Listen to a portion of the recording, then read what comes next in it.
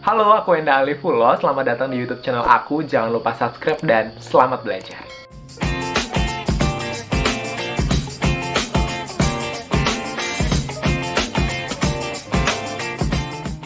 Assalamualaikum warahmatullahi wabarakatuh. Halo teman-teman semua, apa kabar? Mudah-mudahan kalian selalu sehat ya. Teman-teman semua, aku yakin banget nih, pasti kalian semua sudah tahu dan mungkin udah ada yang literasi mandiri juga ya, cari tahu dari situs-situs resminya BKN terkait dengan pengadaan CPNS tahun 2021. CASN deh kita sebutnya ya. Nah, itu kan udah mulai beredar tuh informasi-informasi, apalagi juga kemarin tanggal 4 Maret itu mereka sudah bikin press release gitu, udah disampaikan juga tentang pengadaan CASN tahun 2021 itu seperti apa. Dan aku juga udah lihat beberapa teman-teman YouTuber dunia per-CPNS-an udah update itu. Jadi ya aku nggak akan menginformasikan itu secara detail kepada kalian, cuman yang jelas tahun 2021 insya Allah akan ada seleksi lagi untuk calon aparatur sipil negara. Kalian bisa ikutan dan kalian harus siapkan diri kalian dari sekarang. Di video ini aku bakal bahas tentang beberapa pertanyaan yang paling banyak masuk, dimulai dari polemik ketika pada saat itu pemerintah mengumumkan bahwa formasi guru tidak akan lagi diadakan sebagai formasi PNS. Jadi nggak akan lagi ada CPNS guru nih di pengadaan 2021. Dan itu dibuktikan dengan ketika press release kemarin, itu mereka udah ada infografis yang menyatakan bahwa seleksi guru itu akan dilaksanakan dengan bagan yang terpisah. Nah itu kan berarti ya mungkin udah fix ya. Tapi teman-teman, sekali lagi aku ingetin ya bahwa itu bukanlah hal yang mutlak. Selamanya guru tidak bisa menjadi PNS itu bukan hal yang mutlak ya. Kenapa? Sebab keputusan untuk mengadakan seleksi PNS itu kan ada pada momen pemerintahan kan, nanti berganti kepemimpinan, berganti pemerintah, berganti kebijakan, jadi siapa tahu kedepannya juga ada. Jadi tidak perlu diambil pusing, tidak perlu diambil terlalu menyalahkan pemerintah, tapi kita lihat dulu sudut pandang mereka, kenapa PNS guru itu diubah menjadi P3K gitu. Nah, sebelum aku lanjut untuk menjawab pertanyaan-pertanyaan yang udah masuk ke aku nih, yang udah aku rangkum di sini, aku bakal jelasin dulu rasionalisasinya secara sederhana kenapa pemerintah, karena aku juga guru ya, kenapa pemerintah itu untuk seleksi tahun 2021 ini khususnya mereka itu mengutamakan guru itu di P3K bukan di PNS. Nah, nanti di sini aku bakal coba jelasin. Pertama teman-teman, jadi guru honor di Indonesia itu ada banyak banget lah pokoknya gitu. Aku nggak akan sebutin jumlah pastinya ya gitu. Nah, P3K ini akan dijadikan cara nih oleh pemerintah sebagai salah satu cara untuk bisa istilahnya tuh ngangkat guru-guru honor itu loh gitu loh. Kalau kemudian timbul pertanyaannya, kenapa nggak langsung diangkat aja yang udah sepuh-sepuh, yang udah lama ngabdi untuk menjadi pegawai kayak zaman dulu kala? Itu please jangan ditanya ya teman-teman, karena di zaman sekarang udah nggak bisa kayak gitu lagi. Pemerintah harus benar-benar menilai kualitas gurunya, makanya mereka ngadain seleksi. Benefitnya adalah di P3K ini kan, konon kan yang bisa ikutan hanyalah guru-guru yang sudah punya NUPTK terdaftar di Dapodik atau fresh graduate, boleh juga yang baru lulus 2-3 tahun tapi mereka sudah punya sertifikat pendidik, artinya udah jadi pendidik profesional deh gitu. Nah, kenapa itu menjadi benefit untuk mereka-mereka ya tentunya? Karena itu akan mempersempit persaingannya gitu, dibandingkan mereka bersaing dengan fresh graduate yang benar-benar baru lulus dan mereka belum punya serdik, kan itu akan ada banyak banget tuh gitu. Itu jadi benefitnya. Dari situlah pemerintah jadi mempersempit tuh si jumlah persaingan di dunia keguruan ini. Mudah-mudahan dengan cara seperti itu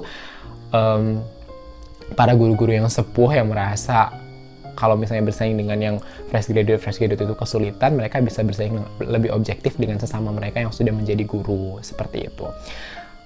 Kalau gitu jadinya nanti kualitas gurunya jelek dong. Aku sih nggak bisa bilang gitu ya teman-teman, karena kualitas guru itu tidak dinilai dari mereka hanya ngerjakan soal-soal SKD dan SKB pada saat mereka tes. Sesungguhnya kualitas guru itu ditentukan dari bagaimana mereka mengajar muridnya, jam terbang mereka mengajar muridnya gitu. Karena guru yang baik itu bukan guru yang bisa mengerjakan soal untuk dirinya, tapi guru yang baik adalah guru yang mampu menjembatani murid-muridnya untuk bisa mengerjakan soal untuk bisa bertahan dalam kehidupan murid-muridnya. That's the point. Nah, kemudian teman-teman, itu kan akan menimbulkan kerugian sendiri ya untuk teman-teman yang dari keguruan, tapi mereka nggak bisa ikutan P3K karena mereka belum cerdik dan mereka belum ngajar juga. Nah, itu ada banyak banget tuh pertanyaan kayak gitu yang masuk. Nanti aku bakal coba jelasin. Jadi itu rasionalisasinya dulu ya, aku jelasin sama kalian. Tujuan pemerintahnya bagus kok, mereka mengadakan P3K itu ya, utamanya untuk mensejahterakan guru-guru honor gitu. Jadi mari kita berdoa, mudah-mudahan tujuan yang baik ini bisa dilakukan dengan cara-cara yang baik sehingga menghasilkan hasil yang baik pula. Oke teman-teman, langsung aja. Aku di sini mau coba untuk bacain ya beberapa pertanyaan yang udah masuk. Aku pakai handphone ya, nggak apa-apa. Jadi yang pertama nih, Kak, emang seleksi tahun ini bakal ada? Oke, seleksi tahun ini tuh bakalan bener-bener ada, karena itu udah disampaikan. Insya Allah ya, ini nggak bisa bener-bener juga kita bilangnya, karena kan bisa aja terjadi perubahan tergantung situasi negara juga ya. Jadi insya Allah itu bakalan fix ada, dan ada banyak banget formasinya. Jadi formasi calon aparatur sipil negara tahun 2021 itu untuk guru itu ada sekitar 1 juta formasi guru. Itu yang P3K guru aja ya. Kalau untuk yang ASN, yakni mau PNS ataupun P3K tapi untuk jalur yang non guru itu ada sekitar 189.000 untuk yang di daerah, provinsi, kabupaten ataupun kota. Nah, kalau untuk di pusat itu ada 83.000 nih, ada 83.000 yang untuk ASN, berarti ASN itu CPNS dan juga P3K ya. Itu untuk pusatnya ada 83.000. Kalau untuk daerahnya tadi ada 189.000, dan kalau untuk gurunya itu spesial ada 1 juta formasi. Wow, keren kan? Gitu. Nah, kemudian teman-teman untuk timeline-nya itu teman-teman mungkin udah pada pernah lihat ya. Itu dimulai dari bulan ini tuh ada penyampaian formasi dari Maret, April, kemudian Mei, Juni, Juli, dan itu diduga akan habis sampai di Januari tahun 2022. Jadi akan ada prosesnya tuh selama setahun lebih ya. Jadi, nah untuk pendaftarannya sendiri itu akan dimulai pada bulan Mei teman-teman. Jadi persiapkan diri kalian dari sekarang karena pendaftarannya akan dimulai dari bulan Mei. Nah jadi itu ya, apakah benar-benar ada? Insya Allah akan benar-benar ada karena press release-nya sudah disampaikan. Berikutnya pertanyaan yang kedua adalah, Kak, kasih tahu perbedaan paling mendasar dari PNS dan P3K, Kak. Oke, jadi aku dulu belajar ini tuh udah dari 2018 pas aku mau ikutan ujian, teman-teman. Kenapa? Karena aku ngerasa gosip-gosipnya waktu itu tuh soal-soal tentang manajemen ASN akan keluar. Makanya aku belajar sendiri, aku baca undang-undangnya sendiri, aku cari tahu perbedaannya sendiri. Jadi teman-teman, simpelnya gini. Kita yang bekerja di pemerintah itu ada 2 jenisnya nih, aparatur sipil negara namanya, ASN. ASN itu ada 2 jenis, dibagi 2. Yang pertama ada PNS, yang kedua ada P3K, pegawai pemerintah dengan perjanjian kerja. Secara dasar, kalau misalnya kita perhatikan itu nggak ada yang terlalu berbeda, kecuali pensiunannya doang gitu. Karena ketika PNS itu ada dana yang ditabung untuk pensiun di Taspen. Nah, kalau di PNS itu nggak ada gitu. Kalau misalnya mau ikutan pensiun itu mandiri aja gitu. Konon seperti itu ya. Mudah-mudahan aku nggak salah ya. Kalau salah nanti tolong koreksi di bawah. Itu yang aku pelajari dulu gitu. Kemudian yang aku dengar lagi, kalau P3K itu kontraknya terus diperbaharui. Karena kan pegawai pemerintah dengan perjanjian kerja. Jadi ketika daerah tersebut masih membutuhkan, kontraknya itu diperbarui. Kalau misalnya enggak, nanti di move, dipindah, tugaskan. Pokoknya kayak gitu-gitu tuh, kalau nggak salah aku tuh pernah dengar itu gitu. Beda sama PNS kan, kalau misalnya aku deh jadi guru, ketika udah ditempatkan di situ ya aku akan seumur hidup di situ, kecuali aku dipindah tugaskan, dimutasi, ataupun aku mengajukan pindah ke daerah lain, kan begitu. Jadi nggak dinilai berdasarkan kontraknya, kan begitu. Jadi udah SK-nya ditetapkan di mana. Itu dia. Menurut aku sih simpelnya seperti itu. Jadi kalau dari cuan-cuannya lebih kepada pensiunannya aja sih. Dan nggak usah takut teman-teman kayak, aduh enak banget PNS dapat pensiunan. Masa kita P3K nggak dapat pensiunan? Tenang aja, kan kamu selama proses menjadi P3K, misalnya kamu udah jadi P3K nih, kamu mau ikutan PNS-an, itu juga boleh kok. Jadi nggak ada masalah. Jadi ketika nanti kamu udah PNS, ya udah kan kamu juga dapat pensiunannya gitu. Kemudian yang kedua lagi, kamu nggak usah terlalu bermunajat hati dengan menghardik para PNS kenapa mereka dapat pensiunan. Tenang aja, pensiunan itu nggak bisa diberikan kayak sekarang nih. Aku mengundurkan diri, tuh aku nggak bisa dapat pensiunan karena pensiunan tuh ada syaratnya berapa puluh tahun dia mengabdi. Pokoknya ada syarat-syarat tertentu deh baru PNS tuh berhak mendapatkan pensiunan gitu. Jadi nggak semena-mena gitu. Kayak cuman 5 tahun aja kalau nggak salah belum bisa dapat pensiunan loh gitu. Jadi ada syarat-syarat yang mengatur itu kok gitu. Jadi jangan langsung diambil, ditelan bulat-bulat perbedaannya. Oke, PNS dapat pensiunan enak banget nih, P3K nggak dapat. Nggak gitu juga prosesnya. PNS juga harus ada jangka waktu mengabdinya bersekian puluh tahun baru dia bisa dapat pensiunan gitu. Nah, pertanyaan berikutnya aku bacain ya. Oke, ini curhat nih. Sedih guru nggak ada CPNS-nya tahun ini. Yang tadi aku sampaikan ya teman-teman, aku sih sedih juga gitu. Cuman ya udah saatnya kita berpikir positif. Pertama, mungkin udah saatnya ini adalah momen untuk guru-guru sepuh, guru-guru aku, guru-guru sekolah aku yang mungkin sampai sekarang masih belum diangkat menjadi ASN, mungkin inilah saatnya mereka gitu. Kemudian, nggak usah sedih juga, nggak usah terlalu diratapi karena nggak ada CPNS-nya, tapi ada P3K-nya gitu. Jadi sama aja kok, tetap dapat gaji, kalau dari cuan-cuan ya, tetap dapat gaji, tetap dapat tunjangan juga, tunjangan daerah juga tetap dapat, kecuali pensiunan doang kok. Gitu, jadi nggak usah terlalu sedih. Oke, kita lanjut ke pertanyaan berikutnya ya. Kampus pendidikan dianaktirikan kalau gini Kak, menurut Kakak gimana? Wow, aku juga lulusan dari kampus pendidikan loh teman-teman. Dari Universitas Pendidikan Indonesia dan juga dari Universitas Riau. Jadi itu dua kampus yang memang di dalamnya menghasilkan guru-guru gitu ya. Jadi kita bisa sebut mereka adalah kampus-kampus pendidikan. Menurut dianaktirikan atau enggak, ya itu sebenarnya tergantung sudut pandang sih ya. Mungkin ya kalau misalnya kita lihat dari fresh graduate-nya, mereka nggak bisa langsung terjun untuk menjadi guru karena pembatasan ASN tahun ini tuh mereka nggak bisa menjadi guru karena syaratnya di P3K aja harus yang sudah ngabdi dan sudah terdaftar di Dapodik. Itu kan anak fresh graduate pasti nggak punya akses itu kan gitu loh. Jadi ya mungkin ya kalau memang ada yang ngomong dikatakan anak tadi kan ya boleh lah gitu. Cuman ini nyambung nih sama pertanyaan berikutnya.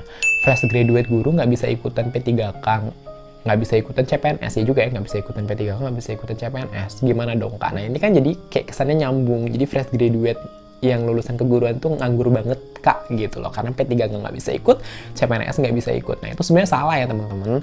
Kamu cuma nggak bisa ikutan ASN sebagai guru kok. Kenapa? Karena banyak formasi di luar guru yang menerima lulusan pendidikan kok. Contohnya nih ya, kayak aku dulu pada tahun 2017, aku lihat tuh ada formasi di kementerian. Jadi ada formasi-formasi pusat yang mereka nerima lulusan S1 pendidikan matematika waktu itu untuk bidang analis pendidikan matematika. Jadi ada banyak banget, tugas kita hanya cukup literasi deh. Mana nih yang masih nerima S1 fresh graduate dari pendidikan, nggak butuh serdik, nggak butuh pengalaman dapodik. Jadi itu harus dicari. Nah, jadi kalian nggak usah perlu merasa dianaktirikan. Sebenarnya rezeki orang kan udah ada yang ngatur ya. Rezeki kita masing-masing tuh udah ada yang ngatur, tinggal gimana kita nyarinya gitu loh. Ada teman aku yang waktu itu sama-sama ke pendidikan, tapi dia ngambilnya nggak ASN-nya dia nggak ngambil di pendidikan gitu, dia ngambil di non kependidikan, nggak di sekolah gitu loh maksudnya, cuman ya tadi di kementerian gitu, dia ngambil yang analis pendidikan, yang kayak gitu-gitu loh teman-teman. Jadi itu akan ada banyak jalan deh, ilmu kamu tuh nggak akan sia-sia kok selama kamu bisa menggunakan dan kamu bisa cari peluang. Yang biasanya khawatir itu adalah mereka-mereka yang nggak tahu dan gaulnya kurang luas. Makanya pergaulilah jurusanmu dengan baik sehingga kamu tahu prospek kerja kamu ketika satu pintu tertutup untuk kamu. Oke, kita lanjut ke pertanyaan berikutnya ya. Ini pertanyaan terakhir. Kasih nasihat dong Kak buat guru yang cuma bisa ikut P3K, nggak ada CPNS-nya. Menurut aku, nggak usah terlalu sedih teman-teman yang guru ya yang bisa ikutan P3K. Ya gitu kan, hidup kita tuh harus ngelihat ke atas, jangan ngelihat kebalik. Kan hidup kita tuh harus lihat ke bawah, jangan lihat ke atas. Jadi kita lihat aja yang di bawah-bawah kita, adik-adik kita yang fresh graduate bahkan nggak bisa ikutan P3K kan. Jadi manfaatkan momen ini untuk belajar teman-teman. Jangan sampai ketika pemerintah udah memudahkan kalian dengan memberikan persaingan yang lebih sempit, kalian juga gagal. Jadi kemenangan itu adalah sesuatu yang direncanakan. Kalian harus siap untuk menang, tapi kalian juga nggak boleh terlalu ujub, nggak boleh terlalu sombong. Nah, jadi teman-teman yang guru nih yang pada mau ikutan P3K, yang bisa ikutan P3K dan memenuhi syarat, kalian harus persiapkan diri kalian dengan matang. Kalian harus siap untuk menang. Jangan sampai akses yang sudah diberikan pemerintah dengan memberikan persaingan yang cukup sempit, ini disia-siakan sama kalian. Harus benar-benar usaha deh gitu loh. Jadi kalian tuh hanya bersaing dengan guru-guru yang benar-benar udah jadi guru gitu loh. Nah, terakhir ya teman-teman dari aku, seperti biasa kalau misalnya vlognya terkait dengan per-CPNS pasti aku tutup dengan quotes. Nah, kali ini quotes yang mau aku angkat adalah quotes dari Sir Isaac Newton. Beliau pernah mengatakan bahwa what we know is a drop, what we don't know is an ocean. Hal ini sering banget terjadi khususnya di hal-hal yang seperti sedang kita alami. Kadang kita egois dengan, ya apa yang kita tahu itu sebenarnya adalah cuman titik air doang gitu loh, cuman tetesan doang. Tapi yang nggak kita tahu itu adalah samudera gitu. kita terlalu berfokus sama hal-hal yang sebenarnya adalah spekulasi kita tanpa kita mau untuk terbuka dengan hal-hal yang dari sudut pandang orang lain. Itu penting teman-teman. Makanya perluas pergaulan kita, dan aku pesan sama kalian untuk terus belajar. Nah, seperti tadi yang sudah disampaikan oleh Sir Isaac Newton, apa yang kita ketahui hanyalah tetesan, dan apa yang tidak kita ketahui adalah lautan. Artinya, yuk kita harus cari tahu lebih banyak lagi nih di luar sana. Kita nggak boleh menutup diri dengan egoisme kita, dengan fokus dengan apa yang kita pikirkan. Kita hanya mau apa yang kita pikirkan, padahal ada banyak sudut pandang lain yang bisa kita pandang dalam menghadapi masalah, termasuk dalam dunia P3K ini. Jangan pernah lelah untuk belajar. Yuk kita sama-sama belajar lagi di dunia per-CPNS-an. Siapa yang nggak sabar mau belajar matematika lagi bareng aku? Kita belajar SKD, kita belajar TIU, kita belajar TWK, kita belajar TKP bareng sama Wenda Alifullah.